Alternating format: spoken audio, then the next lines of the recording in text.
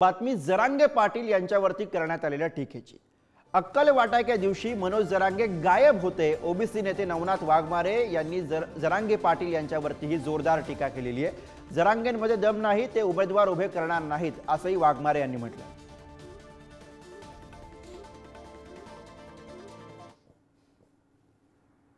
आव्हानाचा विषय नाही, जरांगेची मी तुम्हाला यापूर्वी बी सांगितले, जरांगेची लायकीच नाही आणि जरांगेमध्ये धमक नाही।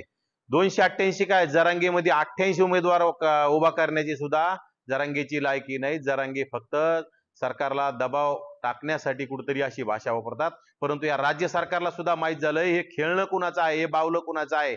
आणि राज्य सरकार हे 3 चाकाचं आहे, त्याच्यातील 2 चाकांना माहित झालं की हे खेळणं हे कुणाचं आहे। त्यामुळे राज्य सरकारमधले 2 चाक याकडे लक्ष देत नाहीत आणि येणाऱ्या काळात लक्ष देत नसल्यामुळे जरांगेची आता भीती सगळ्यांच्या मनातून निघून गेली। त्यामुळे जरांगेने आता भीती दाखवण्याचं काम बंद करावं।